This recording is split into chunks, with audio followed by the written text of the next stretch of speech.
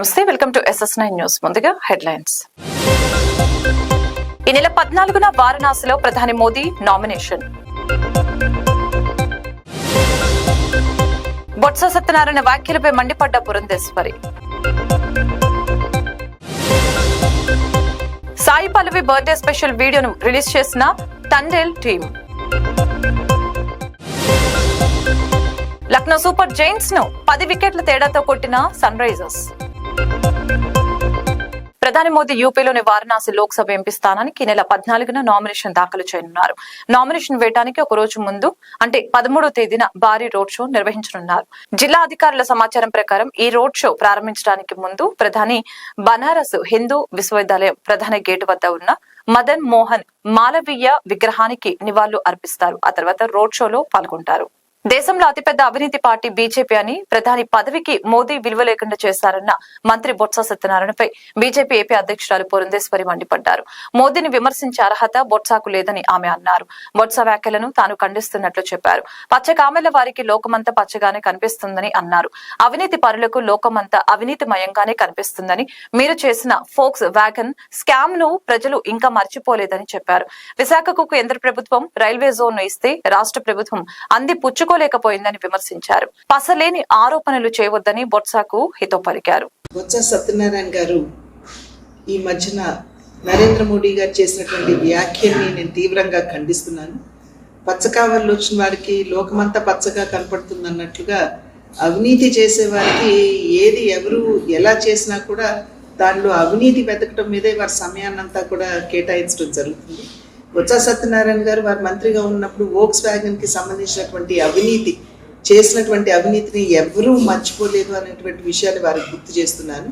2019వ సంవత్సరం నుండి నేటి వరకు కూడా కేంద్రం పెద్ద ఎత్తున నిధులు రాష్ట్రానికి అందించిన ఆ నిధుల్ని సద్వినియోగం చేసుకోకుండా ప్రజల్ని మోసం చేస్తూ మభ్యపెడుతూ మరి అధికారంలో ఉన్నటువంటి నేతలు ఏ మేరకు అవినీతి చేశారు ప్రజలందరూ కూడా గమనిస్తున్నారు, అర్థం చేసుకుంటున్నారు. అదేవిధంగా రైల్వే జోన్కి సంబంధించి కూడా రైల్వే జోన్కి మేము అంకితమై లేము అనేటువంటి విషయం ఇవాళ నేను తీవ్రంగా ఖండిస్తున్నాను. ఎందుకంటే 2024 వరకు కూడా రైల్వే జోన్ కట్టడానికి అనువైనటువంటి స్థలాన్ని ఇవ్వకుండా ఇవాళ రాష్ట్ర ప్రభుత్వం ఏ విధంగా తన బాధ్యత నుండి వైదొలిగిందో ఒక్కసారి ప్రజలందరూ కూడా గమనించాలి. ఇచ్చినటువంటి భూమి ఏదైతే ఉందో అది కట్టడానికి అనువుగా లేదు అని చెప్పినా కూడా ఇప్పటి వరకు కూడా కేటాయించకపోవడం భూమిని మరి కేంద్రం అయితే 104 నుండి 105 కోట్ల రూపాయల వరకు రైల్వే జోన్ నిర్మాణానికి కేటాయించింది. దాన్ని ఎందుకు అందిపుచ్చుకోలేదు అని చెప్పి మేము వేస్తున్నటువంటి ప్రశ్న. ఇవాళ జల్ జీవన్ మిషన్ కావచ్చు, ప్రధాన్ మంత్రి ఆవాస్ యోజన కావచ్చు, లేదా రోడ్ల నిర్మాణానికి కావచ్చు, పెద్ద ఎత్తున వనరులు రాష్ట్రానికి ఇచ్చిన ఇవాళ జల్ జీవన్ మిషన్ శుద్ధమైనటువంటి త్రాగునీరు ప్రజలకు అందివ్వాలి అనేటువంటి ఆలోచనతో ఇచ్చిన నేటి వరకు కూడా పేదలకి ఆ ఇళ్లు కానీ కుళాయిలు కానీ అందించకుండా వంచినటువంటి విషయాన్ని ఒకసారి రాష్ట్ర ప్రజలందరూ కూడా గమనించాలి. 10 సంవత్సరాల కాలం నరేంద్ర మోడీ గారు ప్రధానిగా ఉన్నారు, భారతీయ జనతా పార్టీ అధికారంలో ఉంది కేంద్రంలో. నేటి వరకు కూడా ఎవరు వేలెత్తి చూపి ఈ అవినీతి మోడీ గారు కానీ లేదా వారి సహచర మంత్రులు కానీ చేశారు అది చెప్పలేనటువంటి పరిస్థితిలో పసలేనటువంటి ఆరోపణలు చేయడం ఎంతవరకు సమంజసం అని చెప్పి బొత్స సత్యనారాయణ గారికి నేను వేస్తున్నటువంటి ప్రశ్న. ఇవాళ నరేంద్ర మోడీ గారు వచ్చి ఈ రాష్ట్రంలో 100% కరప్షన్ 0% డెవలప్మెంట్ అన్నది ఏదైతే వారు అంశాన్ని లేవనెత్తారో ముందు దానికి జవాబు ఇవ్వమని చెప్పి నేను బొత్స సత్యనారాయణ గారికి నేను వేస్తున్నటువంటి సవాల్. ఎన్నికల నేపథ్యంలో పోలీసులు ముమ్మర తనిఖీలు చేస్తున్నారు. ఈ క్రమంలో ఎన్టీఆర్ జిల్లాలో భారీగా నగదు పట్టుపడింది. జగ్గేపేట మండలం గరికపాడు చెక్పోస్ట్ వద్ద తనిఖీలు చేపట్టిన పోలీసులు లారీలో తరలిస్తున్న 8.40 కోట్లను సీజ్ చేశారు. నగదును హైదరాబాద్ నుంచి గుంటూరుకు తరలిస్తున్నట్లు గుర్తించారు. ఈ ఘటనకు సంబంధించిన 2 వ్యక్తుల్ని అదుపులోకి తీసుకుని విచారిస్తున్నారు. ఎన్టీఆర్ జిల్లా బార్డర్ చెక్ పోస్ట్ దగ్గర రాత్రి సుమారు 1 గంట నుంచి 1 గంట 10 నిమిషాల మధ్యలో నంద్యాల నుంచి మెదక్ జిల్లా నుంచి గుంటూరుకి పైపు లోడుతో వెళ్ళేటటువంటి లారీని, అది ఇన్వాయిస్ని బట్టి మాకు తెలిసింది. సో ఆ లారీని మా ఇక్కడ చెక్ పోస్ట్ దగ్గర గరికపాడు చెక్ పోస్ట్ దగ్గర ఉన్నటువంటి ఎస్ఎస్సి టీము అండ్ ఇక్కడ ఉండేటటువంటి పోలీస్ సిబ్బంది అందరూ కూడా తనిఖీ చేయడం జరిగింది. తనిఖీ చేయగా AP03 TA4666 అనేటటువంటి పైపులు కలిగినటువంటి లారీలో ఏదైతే క్యాబిన్ ఉందో ఆ క్యాబిన్ వెనక ఖాళీ గ్యాప్ ఒకటి ఏర్పాటు చేసుకొని ఆల్రెడీ ఇంత లారీతోటి వచ్చింది కాకుండా సపరేట్గా ఏర్పాటు చేసుకున్నటువంటి క్యాబిన్లో అక్కడ బాగా ప్లేస్ కలిగి ఉంది. ఆ ప్లేస్లో మా వాళ్ళకి ఆ క్యాబిన్ ఉండేటటువంటి డిస్టెన్స్ని బట్టి ఆ దూరాన్ని బట్టి వాళ్ళు అంచనా వేసి దాంట్లో ఎక్కి చూడడం జరిగితే దాంట్లో 5 కవర్లు కలిగినటువంటి పెద్ద బ్యాగ్స్ అంటే అట్టపెట్టెల్లో డబ్బును కనుగొనడం జరిగింది. దాన్ని వెంటనే తీసి చూడగా సుమారు 8 కోట్లకు పైగా డబ్బు ఉన్నట్లుగా తెలిసింది. సో వెంటనే మేము ఆ మిషన్స్ ఏదైతే డబ్బు కౌంట్ చేసేటప్పుడు మిషన్లు కూడా తెప్పించడం జరిగింది. ఆ మిషన్లు కౌంట్ చేసిన తర్వాత కరెక్ట్గా ఎగ్జాక్ట్ ఫిగర్ ఎంత ఉందో తెలుస్తుంది. ఇంకా ప్రాసెస్ జరుగుతుంది. అయిపోయిన తర్వాత దీన్ని మాకుండేటటువంటి ప్రొసీజర్ ప్రకారము ఏదైతే 10 లక్షలకి పైన ఉంటుందో దాన్ని మేము ఇంటర్సెప్షన్ చేసినటువంటి దాన్ని సీజ్ చేసి ట్రెజరీలో డిపాజిట్ చేసి ఇన్కమ్ ట్యాక్స్ వాళ్ళకి ఆ పర్టికులర్స్ ఇవ్వడం జరుగుతుంది. ఆ ఇన్కమ్ ట్యాక్స్ కన్సర్న్డ్ అది ఎవరిదనేటటువంటి దాన్ని తెలుసుకున్న తర్వాత వాళ్ళకి నోటీస్ ఇచ్చి ఫర్దర్గా వాళ్ళు చేయాల్సినటువంటి యాక్షన్ వాళ్ళు చేస్తారన్నమాట. పేద విద్యార్థి ప్రతిభ ప్రోత్సాహకానికి ఉపకార వేతనాలు ఎంతగానో దోహదపడతాయని నార్త్ సౌత్ ఫౌండేషన్ ద్వారా అర్హత కలిగిన 62 మంది విద్యార్థులకు ఒక్కొక్కరికి 25,000 రూపాయల చొప్పున మొత్తం 5,50,000 రూపాయలని చెక్కులుగా తమ కళాశాల విద్యార్థులకు స్కాలర్షిప్ రూపంలో అందించడం ఆనందదాయకమని RVRNJC ఇంజనీరింగ్ కళాశాల అధ్యక్షులు డాక్టర్ రాయపాటి శ్రీనివాసు పేర్కొన్నారు. 62 మంది పేద విద్యార్థులకు కళాశాల యాజమాన్యం అండ్ నార్త్ సౌత్ ఫౌండేషన్ ప్రతినిధుల చేతుల మీదుగా స్కాలర్షిప్లను అందజేశారు. ఆంధ్ర హాస్పిటల్ డైరెక్టర్ డాక్టర్ అచ్యుతబాబు మాట్లాడుతూ పేద విద్యార్థి ప్రతిభకు ఆర్థిక భారం సమస్య కాకూడదని వారిని ప్రోత్సహించి వారి ఉన్నతే లక్ష్యంగా నార్త్ సౌత్ ఫౌండేషన్ USA ఆధ్వర్యంలో ఉపకార వేతనాల పంపిణీ చేయడం జరుగుతుందని తెలియజేశారు. అభివృద్ధి సంక్షేమం జరగాలంటే కాంగ్రెస్ పార్టీతోనే సాధ్యమవుతుందని కాకినాడ కాంగ్రెస్ పార్టీ ఎంపీ అభ్యర్థి MM పల్లం రాజు తెలిపారు. ప్రతిపాడు నియోజకవర్గం ఏలేశ్వరం, లింగంపర్తి తదితర గ్రామాల్లో ఎన్నికల ప్రచారం చేపట్టారు. కాంగ్రెస్ పార్టీ అధికారంలోకి రాగానే అర్హత కలిగిన ప్రతి పేద కుటుంబంలో ఒక మహిళకు అకౌంట్లో నెలకు 8,333 రూపాయలు సాధారణ ఖర్చులకు వేస్తామని, ఉపాధి హామీ కూలీలకు రోజుకి కనీసం 400 చొప్పున పెంచుతామని చెప్పారు. అలాగే రైతులకు 2 లక్షల రూపాయల వరకు రుణమాఫీ చేస్తామని, రైతులకు గిట్టుబాటు ధర కల్పిస్తామని, పేద పిల్లలకు LKG నుంచి PG వరకు ఉచిత విద్య అందిస్తామని తెలియజేశారు. పేదల అభివృద్ధి కేవలం కాంగ్రెస్ పార్టీతోనే సాధ్యమని, అందుకే ప్రజలంతా హస్తం గుర్తుపై ఓట్లు వేసి గెలిపించాలని కోరారు. ఈ కార్యక్రమంలో అధిక సంఖ్యలో మహిళలు, కాంగ్రెస్ పార్టీ నాయకులు, కార్యకర్తలు, అభిమానులు పెద్ద ఎత్తున పాల్గొన్నారు. నాకు తృప్తి ఏమిటంటే ఏలేశ్వరంలో ఒక మంచి డ్రింకింగ్ వాటర్ ప్రాజెక్ట్ని నేను ఎంపీగా ఉన్నప్పుడు తీసుకురాగలిగాను. అది ఇక్కడ ప్రాంతీయ వాసులందరికీ కూడా బాగా ఉపయోగపడుతుంది. అలాగే ఏలేరు ఆధునీకరణకు కూడా నేను చాలా కృషి చేసి ఆనాడు చాలా నిధులు డాక్టర్ రాజశేఖర రెడ్డి గారుగా తీసుకురావడం కూడా జరిగింది. అది ఈ ప్రాంతానికి ఏదో చేయగలిగానే తృప్తి నాకుంది. ఇవాళ మరి అభ్యర్థులుగా నీరుకొండ సత్యనారాయణ గారు ఎమ్మెల్యేగా, నేను ఎంపీ అభ్యర్థిగా మేము ముందుకు రావడం జరిగింది. ఇవాళ కాంగ్రెస్ పార్టీకి మిగతా పార్టీలకి తేడా ఏమిటంటే దేశంలో వచ్చే ప్రగతిని నలుగురికి బార్చడానికి కాంగ్రెస్ పార్టీ ఇప్పుడు కూడా ప్రయత్నం చేస్తుంది. మేము 2004 నుంచి 14లో ప్రభుత్వంలో ఉన్నప్పుడు ఉపాధి హామీ పథకాన్ని తీసుకొచ్చి పని లేని టైంలో పని కల్పించి మరి కుటుంబాలని నిలిపెట్టాం. చాలా కోట్లాది మంది కుటుంబాలు మేము నిలబెట్టాం. అలాగే ఈనాడు పిల్లలు చదువుకుంటున్నారంటే, ఉచితంగా చదువుకుంటున్నారంటే దేశవ్యాప్తంగా మేము అది ఒక జన్మ హక్కుని చేసాం. చదువు అనేది మన దేశంలో పుట్టిన ప్రతి పిల్లవాడికి కూడా అది జన్మ హక్కు చేసి 8వ తారీఖు వరకు ఉచితంగా చదువు, మధ్యాహ్న భోజనం కూడా పెట్టడం జరిగింది. తర్వాత దారిద్ర్య రేఖకి ఇంకా చాలామంది దిగువన ఉన్నారని గ్రహించి రైట్ టు ఫుడ్ యాక్ట్ తీసుకొచ్చి వాళ్ళకి కనీసంగా ఎంతో కొంత వాళ్ళకి ఆకలి బాధ లేకుండా కూడా మేము ఆనాడు చట్టాన్ని తీసుకొచ్చాం. ఇది కాంగ్రెస్ పార్టీకి బీజేపీకి ఉన్న తేడా. బీజేపీ వాళ్ళు ఈ ఉపాధి హామీ పథకాన్ని డైల్యూట్ చేయడానికి చూశారు. తర్వాత మిగతావన్నీ కూడా డిస్కంటిన్యూ చేసి ఇన్ఫ్రాస్ట్రక్చర్ మీద ఎక్కువగా ఖర్చు పెడుతున్నారు. ఇవాళ ఈ మధ్య జరిగిన సర్వేల్లో ఎక్కువగా ప్రజలు ఆందోళన పడేది ఏమిటంటే, ఒకటి నిత్యావసర వస్తువుల ధరలు చాలా విపరీతంగా పెరిగాయి అనేది ఒక ఆందోళన.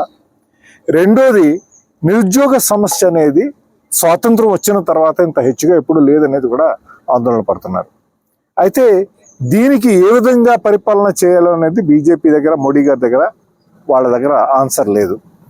మా మేనిఫెస్టో చూస్తే, కాంగ్రెస్ పార్టీ మేనిఫెస్టో, ఏ విధంగా ఉద్యోగాలు కల్పించాలి, ఏ విధంగా రైతులను కాపాడాలి, ఏ విధంగా మహిళల చేతులను బలపెట్టాలి, ఏ విధంగా విద్యార్థులను ఆదుకోవాలి, ఇవన్నీ కూడా ఏ విధంగా వర్కర్స్ని ఆదుకోవాలి, వాళ్ళకి ఆ కనీసం మినిమం సెక్యూరిటీ బ్లాంకెట్ ఏ విధంగా కల్పించాలనేది మొత్తం 5 న్యాయ పథకాలతో 25 హామీలతో మేము ముందుకు రావడం జరిగింది. అంతేకాకుండా మన రాష్ట్ర పరిస్థితి చూసుకుంటే కేవలం కాంగ్రెస్ పార్టీ ఒక్కటే ఈవేళ రాష్ట్ర విభజన చట్టంలో ఉన్న అంశాలని సంపూర్ణంగా ఇంప్లిమెంట్ చేయడానికి కట్టుబడింది. ప్రత్యేక తరగతి హోదా తీసుకురావడానికి, పోలవరం ప్రాజెక్ట్ కంప్లీట్ చేయడానికి కూడా కేవలం కాంగ్రెస్ పార్టీ ఒక్కటే కంకణం కట్టుకున్న మే 13వ తారీఖున జరగనున్నటువంటి సార్వత్రిక ఎన్నికల్లో పార్లమెంటు అభ్యర్థిగా శ్రీ మల్లిపూడి మంగపతి పల్లంరాజు గారు, అసెంబ్లీ అభ్యర్థిగా నీరుకొండ సత్యనారాయణ అనే నేను పోటీ చేయించున్నాము. కావున 50 మంది ఓటర్ మహాశీలందరూ కూడా హస్తం గుర్తు మీద ఓటు వేసి అఖండ మెజారిటీ చేకూరుస్తానని ప్రార్థిస్తున్నాను. కాంగ్రెస్ పార్టీ మీ ముందుకి 9 హామీలతోటి వస్తుంది. అవన్నీ కూడా హామీలన్నీ కూడా ప్రజలకి ఎంతో మేలు చేసే హామీలు. అందులో మహాలక్ష్మి స్కీమ్ కింద ₹1,00,000 సంవత్సరానికి, ప్రతి నెల అది 8,333 ప్రతి అకౌంట్లోనూ పడే విధంగా ఆ స్కీమ్ని డిజైన్ చేయడం జరిగింది. అలాగే పెన్షన్ 4 వృద్ధులకు, వికలాంగులకు 4,000, 6,000గా నిర్ణయించడం జరిగింది. అలాగే రైతులకు 2 లక్షల వరకు రుణమాఫీ ఉంది. అలాగే మన ఉపాధి హామీ వేతనాన్ని కూడా 400కి పెంచడం జరిగింది.